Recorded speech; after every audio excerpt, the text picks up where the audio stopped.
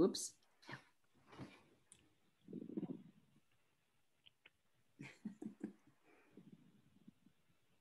I'm going to start in the traditional way.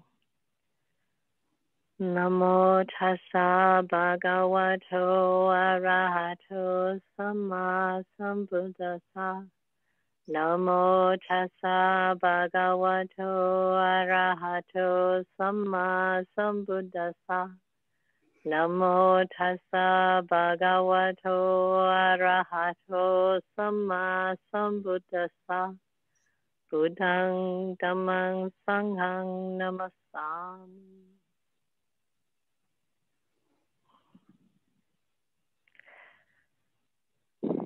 So over these past months, you've heard about all of the factors of the Noble Eightfold Path. And I'm sure that you've had a lot of experience with practicing with them throughout your time, practicing Dhamma and being associated with the Buddhist teachings. And today my task is to give a bit of an overview.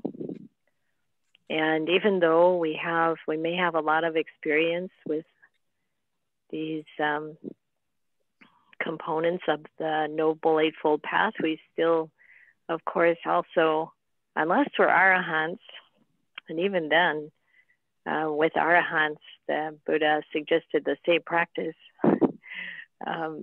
of really, working with the factors of the Noble Eightfold Path, because they're so deep that, the Buddha talked about the sort of mundane level and the super mundane level. So this is something we can really make have a focus for throughout our practice. I'm sure you remember that when the Buddha became enlightened and he went back to find the 5 ascetics that had been practicing with him, his first Dhamma talk to them was about the Four Noble Truths. He really was explaining to these 5, who he knew very well, what he had experienced and what he had discovered when he realized Nibbana, when he became a fully enlightened Buddha. And as you remember, I'm sure he talked about the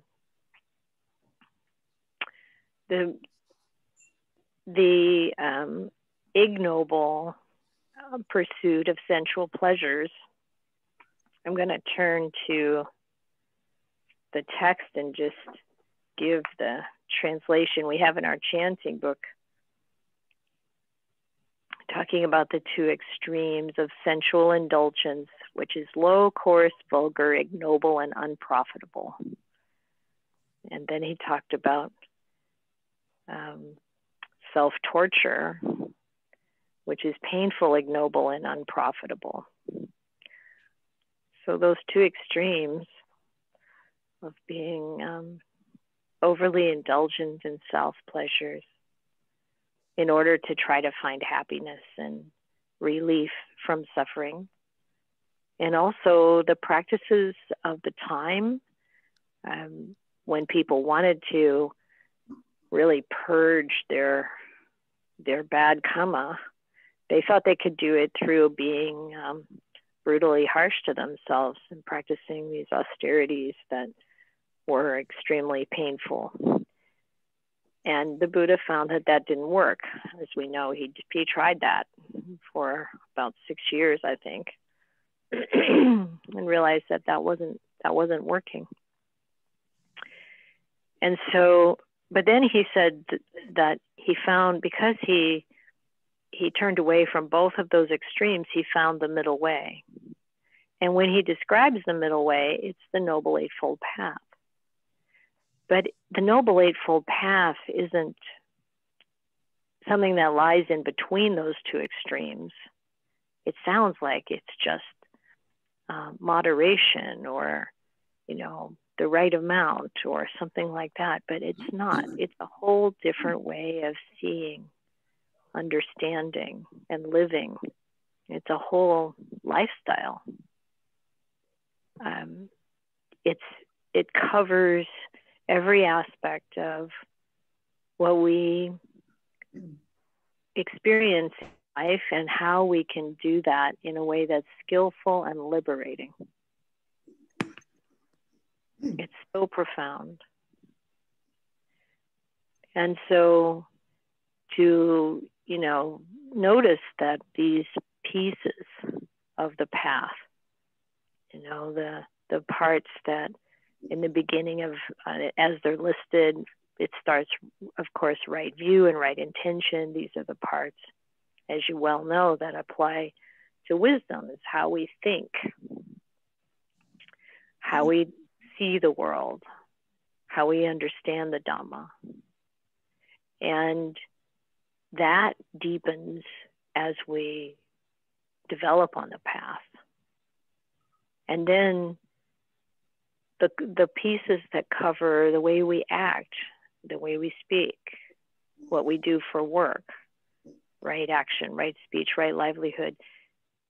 These cover the virtue, the way of taking action in the world that helps us to develop. And it's not just about our personal development either, is it? It's also how we affect others and the example that we can be in the world, the way we can support, the way we can bring love and truth and virtue and kindness into the world. And then, of course, we have the right effort. Right effort is, sort of lumped in with the meditation practices for the development of the mind. But actually, it applies to all of the parts of the Noble Eightfold Path, doesn't it? Because we need to have the right effort, the right amount, the right approach, the right, kind of way that we use our energy in the practices of virtue and also in the practices of right view, of developing wisdom, right view and right intention. And then we come, of course, to right mindfulness and right samadhi. And I'm using samadhi, the Pali rather than English, because our traditional way of seeing the translation of samadhi as concentration isn't so popular anymore, because of the way it encourages or implies a kind of focusing down and can be a bit of a tightness. So samadhi now is often translated as stillness of mind or steadiness of mind. And it may not be obvious that we're really talking about samadhi. Now, this is true perhaps of other terms as well, that when we look at the Noble Eightfold Path, it might be best to really understand the Pali, to know what sati is rather than the 150,000 ways that people use the word mindfulness now, or the things they apply it to, because there's so much depth in each of these terms. And anyone who knows even a few words of some other language, like my tradition, my family's Dutch. So we've been in America.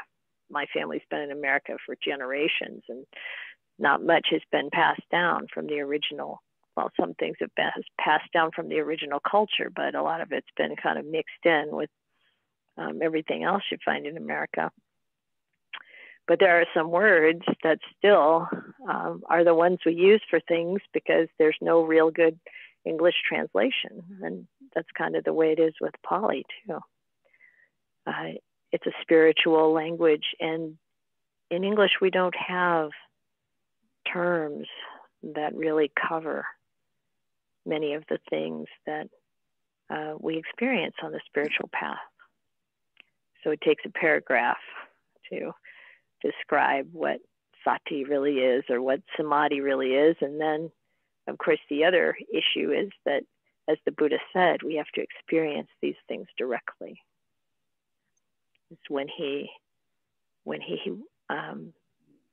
had the thought about each of the noble truths, vision and knowledge arose, light arose.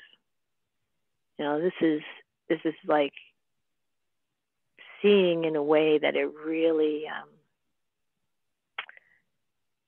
affects your whole being, you know, when we truly understand. And this has an implication around that distinction of the mundane practice of each of these path factors or components of the Noble Eightfold Path, and the super mundane, the full experience and realization of what each of these is. That it comes through direct experience. You know, often in the explanation of the difference between the mundane and the super mundane, it has the same words, except that right speech, for example, comes from the mind of a fully liberated being. When the mind is liberated, it knows something about speech that goes beyond the ordinary way that we think of it, the way that we use it, because it's arising out of the context of being fully awakened. And then there's this idea, and we start to get the sense of how all of these 8 come together, how they are all intricately or completely related to each other. It becomes one thing rather than 8 things. And at that point, the ability to have right view, right intention, right speech, right action, right livelihood, right effort, right mindfulness, and right stability of mind is a given, automatic, complete. And how beautiful that is. And sometimes we can think that that's outside our ability, or it's going to take a really long time, or it's not, is it possible? We might say, is it possible for me? But the Buddha assures us, and so do the Arahants that are existing today, that this is inevitable if we practice and develop these factors, these components of how to live life in a way that's skillful, beautiful, and developing, opening up like a lotus flower in our life. And I think it's really valuable to take a look at each of these and see what was the level of my understanding or my practice with these before I came, or at the very beginning of being aware of them. You know, over these, whether it's weeks or months or years, things have changed in your heart. Things have changed in your behavior. And it's really important to reflect from time to time on those changes, on that progress, on that development. Because and to do it in such a way as it inspires you, inspires us to look more deeply, to open up more, to let go more of the things that hamper us, that get in the way of our being really happy, of our being really at ease, of our being really free from suffering. So this Noble Eightfold Path, this way to complete freedom, giving us everything that we need really to understand the Dhamma, is if we look at the other concepts, whether it's causation, the chain of dependent origination, or it's the many other methods that the Buddha gave for practice, for the way of working with things, whether it's like looking at, the three characteristics: impermanence, suffering, non-self, or it's looking at the sense bases and, putting some template like those three characteristics, or the gratification, danger, and escape, or, the various ways that the Buddha encouraged us to practice. That he was so incredibly adept at bringing different lenses to the truth of the Dhamma, and different practices, different methods. One of the monks who lived in Thailand, Ajahn, I'm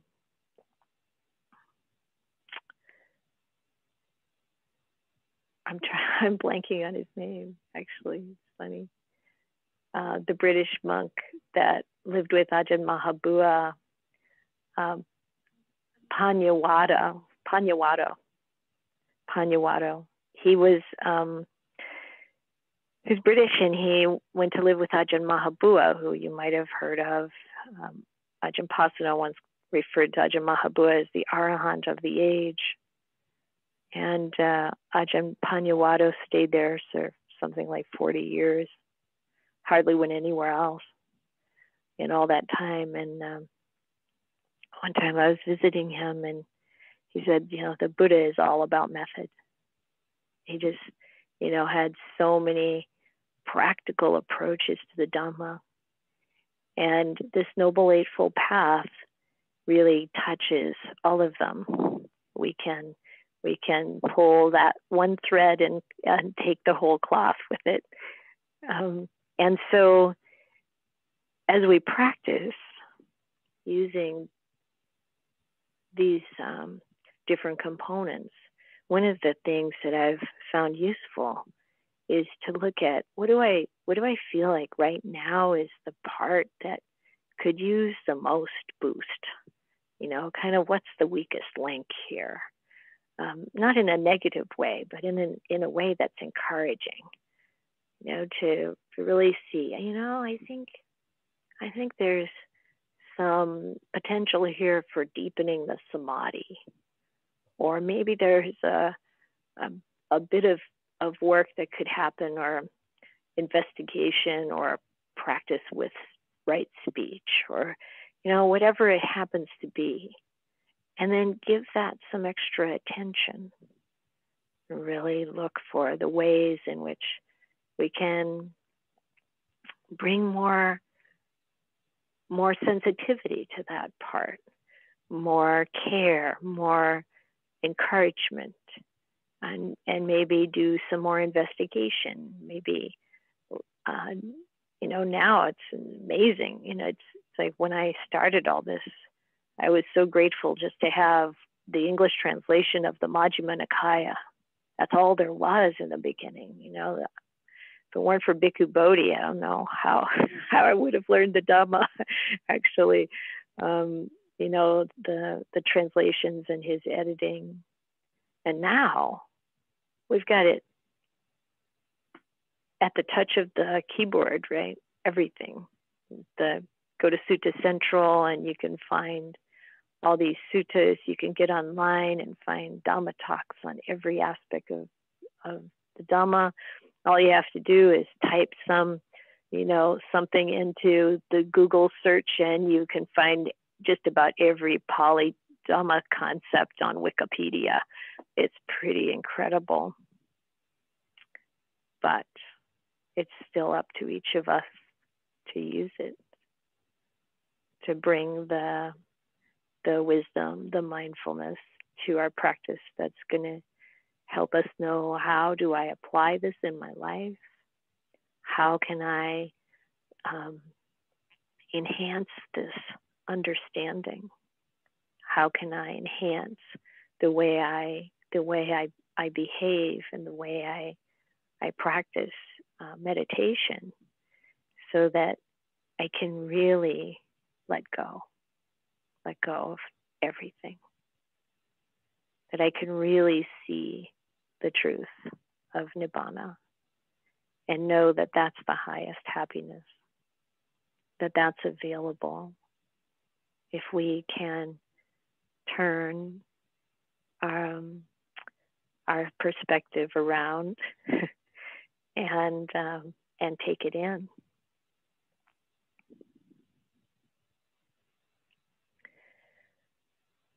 So I think that's about what I wish to say, and of course that's all for your reflection, and I'm way more interested in your questions than I am in what I have to say. So I hope you have some.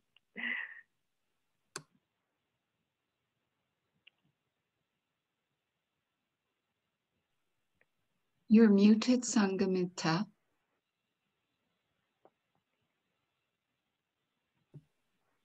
Am I speaking now? Am I? Yes, we can hear you now. Thank you. Thank you, Ayya. So if anyone would like to discuss any of these points with Ayya or ask a question, just unmute yourself and speak out.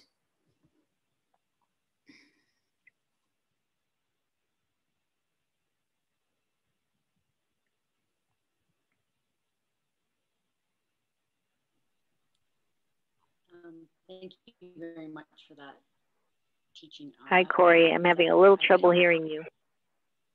Sorry. Sometimes that comes up that the internet is unstable, which I sort of reflect on, that's my busyness of my mind being unstable. So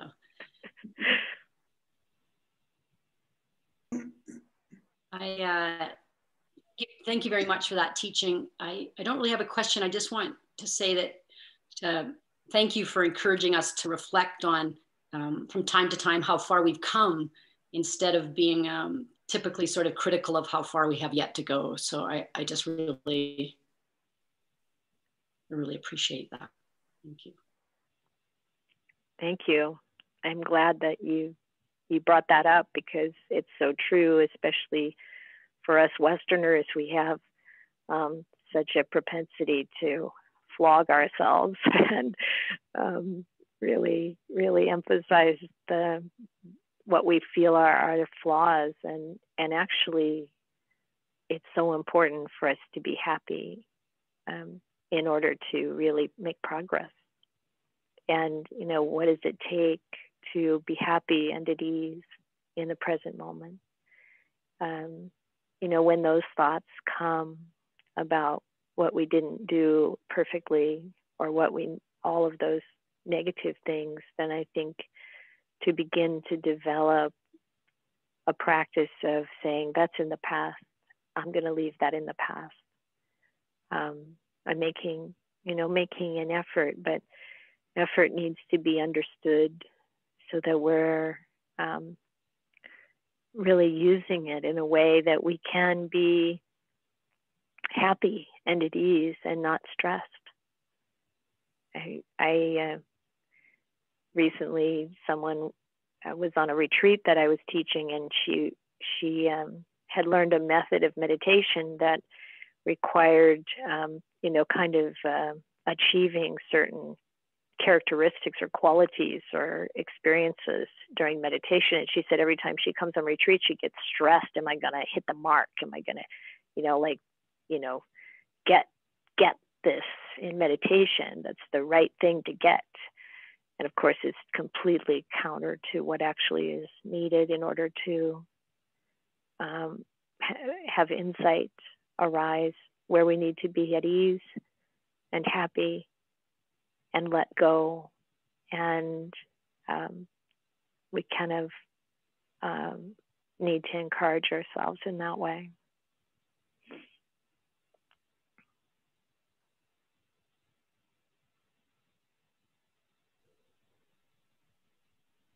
Is Suzanne? Suzanne? I am Thanks. Buddhist. Can I speak? May I speak? I think Suzanne, are you, I think there are two of you wishing to speak. Maybe Suzanne could go first and then we'll get to Boudica. Thank you. Ayya, in your presentation, if I understood correctly, you said something about that they all, the Noble Eightfold Path, all those 8 characteristics will kind of come together. It's not just one, it's really a totality of 8. So if that's true, then let's say a practitioner continues her practice and there's increased levels of mindfulness. And mindfulness is one of the 8. So would it be safe to assume that as the practitioner deepens in mindfulness, the other 7 characteristics just kind of come along with that or organically? Or does she have to kind of cultivate each one individually and then they all come together? I would go with the latter description. I don't think mindfulness is enough. It clearly is not enough. We need all 8 factors, and particularly right now, the undue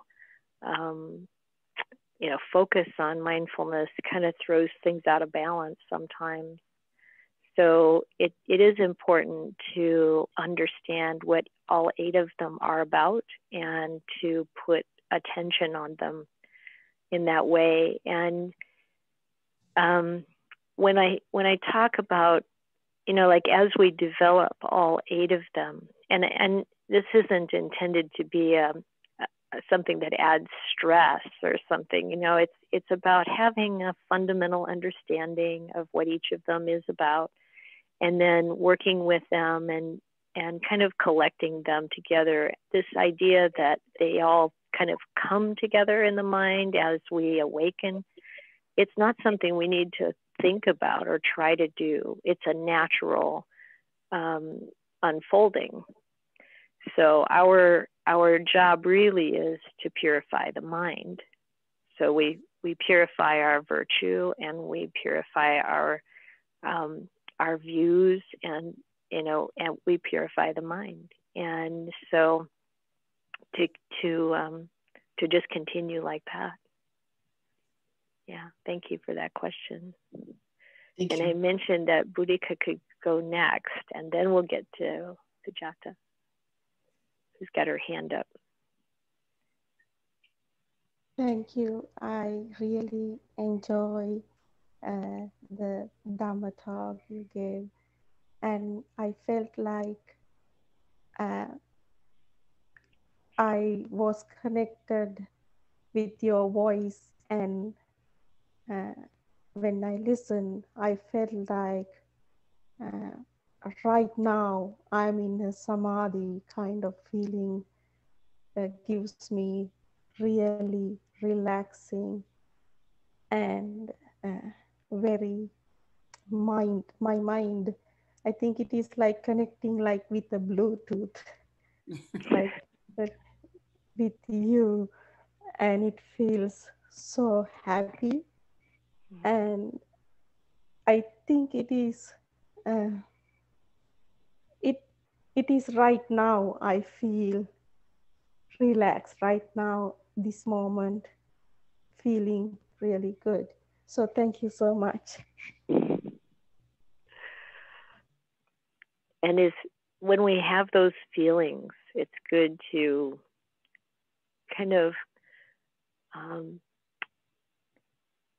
hold them in your memory.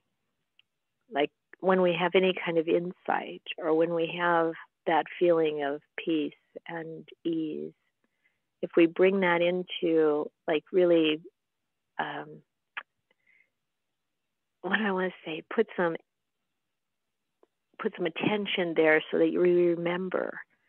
If we have an insight, it's good to remember it, and also remember the feeling that comes with it. Kind of log it when it happens in the mind so that we can come back and think about it again and bring it to mind and bring the feeling back. When we reflect like that, then we have an opportunity for more of that to arise. Sujata, are you still there? Yeah, Ayya, thank you. Oh, there you are. Okay. Okay, yeah, my window I jumped. lost you in the crowd. And thank you for that, Boudica, because it just caused a lot of joy in my own heart to arise when you spoke of that, because that often I have that experience too of just feeling very inspired and, yeah, very inspired. My question, I'm not sure that I have an exact question, but I was hoping you might be able to speak more on Sama, Vayama, and Virya, because sometimes Virya is mentioned very often in many ways, and yet in the Eightfold Noble Path, it's Vayama, right effort. So could you just maybe expand on what those sort of the meaning or the significance of of those two Pali words? How they relate, I guess, or I don't know. Yeah, sure. I mean, I think we can probably get a bit of a sense of the distinction just by the translation. So Virya is translated as energy, and Vayama is translated as effort. And when you think about applying energy and applying effort, you kind of have a different kind of sense. When energy arises, you can feel you're energetic, you're, full of, life force digging into something. And this is needed on the path. So many, like you said, so many of those lists that the Buddha has, like whether it's the 7 factors of enlightenment or kind of, you name it, the faculties or whatever, the energy is there because you can't do much without it. But right effort, I think the Vayama has a little more of that sense of, how am I applying this? That I'm making an effort, that I'm putting in the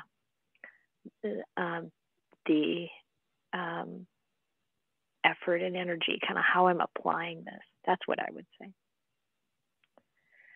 And a lot of times, the Buddha will use a whole string of words that mean almost the same thing.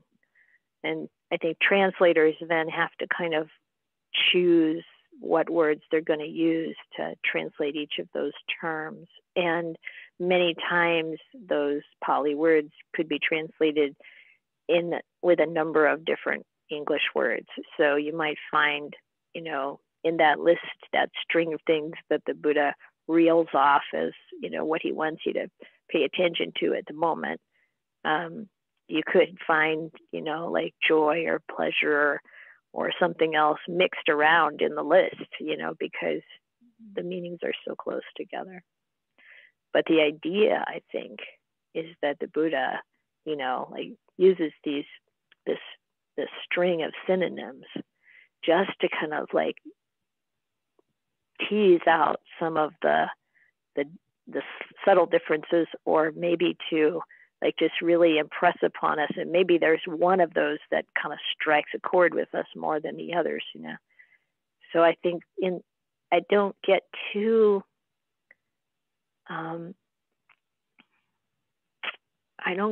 deep into trying to pick it apart. I just like, okay, this is the general sense. So that's what I would say. Yeah.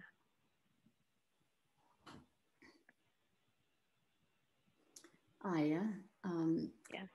I have a question. You said something interesting to me. You said purification, and you mentioned, I can't remember what it was, right view or something, but I know there's one sutta that I have read where the Buddhist said that once you have your virtuous behavior, I think he was referring to virtuousness, that after that, no volition is needed, like it just unfolds, which kind of goes counter to what I've always been taught, that you need, every single step of the Eightfold Path, not, Sila is just, refers to three steps of the path.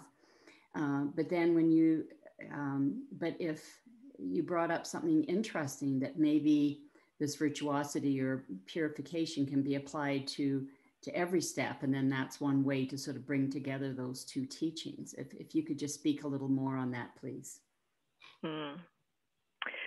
Yeah, so if we look at the simplest statement the Buddha made of the path, it's, turn away from doing things that are bad, do good things, and purify the mind. Right. And I know what sutta, but I don't remember like the number, and I can't really repeat the text either, but I do know the one you're talking about, where he talks about how if you have this one level, like your virtue is there, then these other the next thing comes automatically, and the next thing after that comes automatically. It's like this is very encouraging. I should look that sutta up and maybe you can share it with people, but it's it is an interesting point, and I think the way it comes together, as you said, we purify each component, and just in development. So the Buddha talked about training in higher virtue, training in higher mind, training in higher wisdom. So how does it relate to this? Well, if you get this established, then the next thing is going to unfold automatically. It's because I think that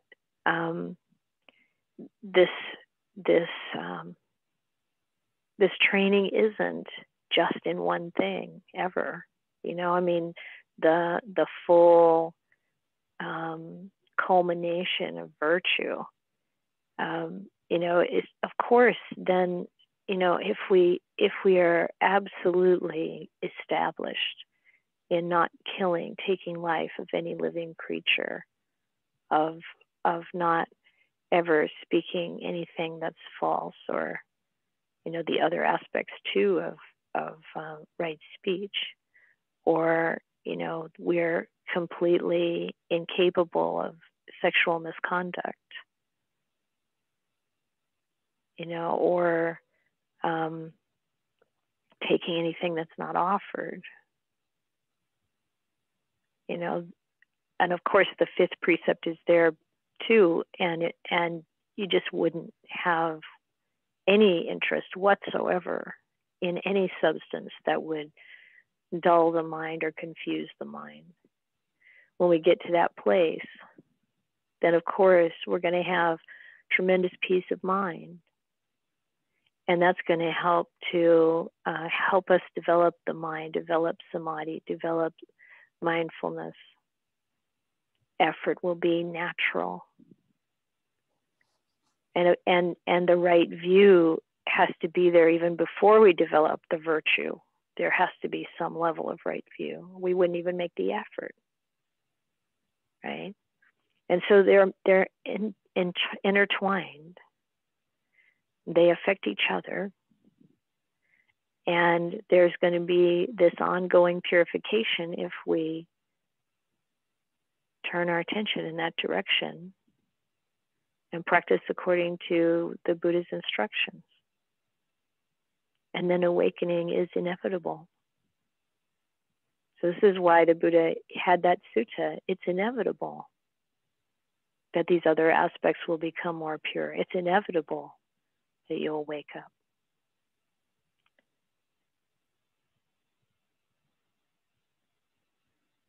Thank you.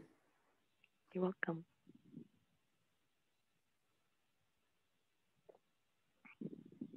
Yes. Carson, did you want to say something? I just like that so much. Just the idea that we can be, just practicing, not necessarily studying a lot, because with everyday life, it's very hard sometimes to put in a lot of study. And it seems like finding a good teacher is such an important part of that, because it just seems like getting a little direction from the suttas here and there is more meaningful and more profound than delving in and trying to study, because it just seems like it brings about a sense of never completing, because the Pali Canon's so big and there's so much to study, and there's so many contradictions, and there's so much, and we can do that while we're not practicing good sila too, So it seems like the sila is just so it's been so helpful for me. And I think that Therigatha has been so inspiring for me in that way too, and just seeing how women are suddenly enlightened, from doing everyday things and doing so much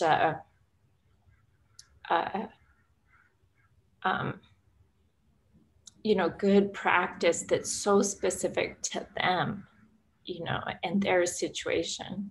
So I think that's why, I value these sessions so much, and I value good teachers so much, and I really appreciate it. And I think even, the one-on-one is just so important as well. Mm-hmm. Yes. Yes. So it's more of a comment, but yeah, thank you so much for reaching out, and being here for us. Yeah, I know that you can get in touch with us too when you need to and want to. And so many teachers, in my experience in the Thai forest tradition has been that they're so available, and it's really just their whole purpose of life, to be available and to help. And another thing I really like about the Thai forest tradition is that the encouragement is to seek out more than one teacher. You don't have to have like one and only one, because you may get the advice that you need from a different one. And I've found the disciples of Ajahn Chah have been awesome, and to really recognize that we can, it's up to us to reach out and find what we need to find out. And if the answer we get from one teacher, we can really explore that and try to understand it and apply it. But then we may need the perspective of a different teacher, and just to know that that's available, it's possible. It really is. I've been up to Birken about 30 times. I just drive up there and talk with Ajahn Sona. And so he knows my whole story. He knows my whole process, and there's just, and I since have reached out, especially with COVID, to a lot of different teachers, and I'm learning new things, but it's just I'll always go back to that original,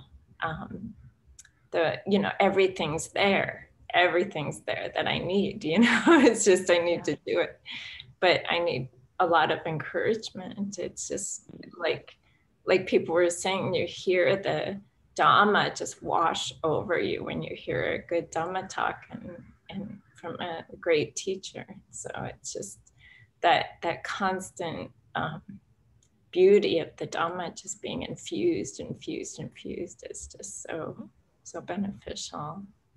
Mm-hmm. Yeah, and remember that it's your openness, it's your readiness that makes it really available. This is beautiful.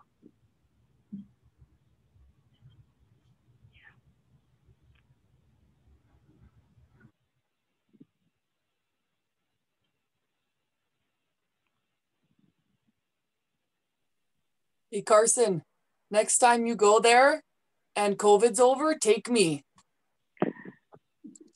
We'll do a road trip and yeah, that'd be great. That's a great idea. I enjoyed visiting Ajahn Sona too when I was in Canada. He said he still uses the alarm clock I gave him many years ago now. I'm glad it held up.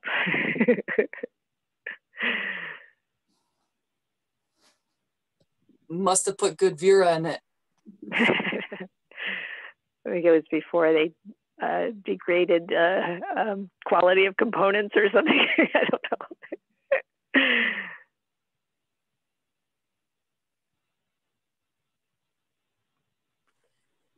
know. This is Sharon speaking. I'm wondering, this is a request. I'd like a copy of the Eightfold Path, and then you have the factors around it in Pali. Would it be possible to get a copy of that? I could type your email in the chat and I can email that page to you. Thank you.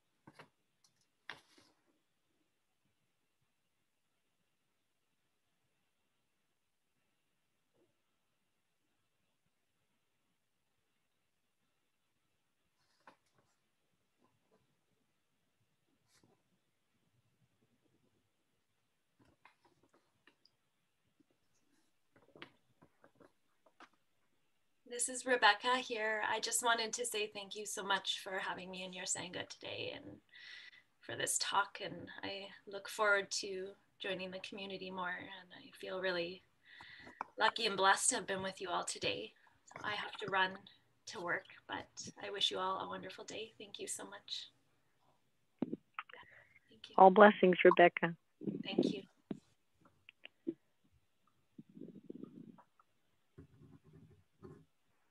I'd like to say thank you too. It's been very enlightening, and I've been studying the Eightfold Path since January, so this has been a great little add-on. Thank you very much, and I have to go as well. Take care, Sharon. Thank you.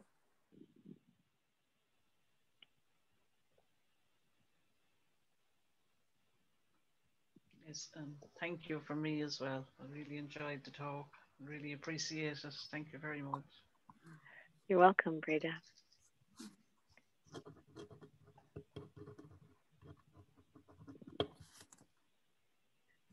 Do we do a chant or something at the end, Sangamita? Yes, I'll put that up again. I'm just writing down another email here. Okay, so we can end off now. Thank you so much, Ayya. This has been wonderful. And just so people know, you can see behind Ayya's head through the window, the redwoods, her lovely Karuna Buddhist Viharas in the redwoods in California. And if you would like to offer any support to her monastery, you can just Google Karuna Buddhist Vihara. And she has exciting news in that, well, they're building their first kuti, and she's interviewing a couple of women who might become nuns. So that's wonderful that we're growing more nuns in North America. That's very wonderful. Okay, I'll screen share the closing chant. I'll mute everyone, and then Ayya, if you can unmute, please. Sure.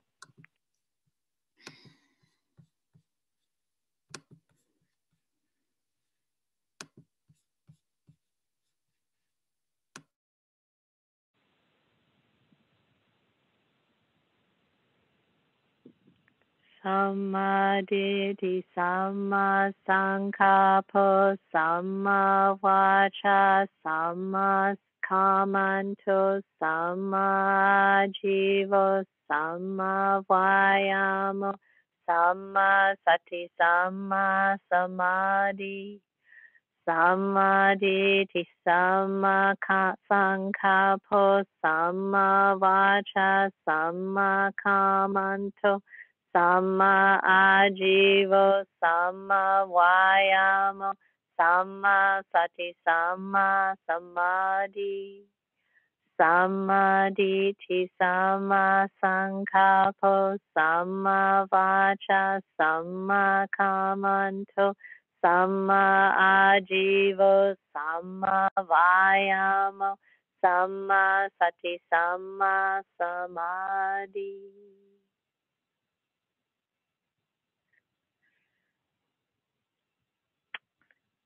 Thank you all for your practice.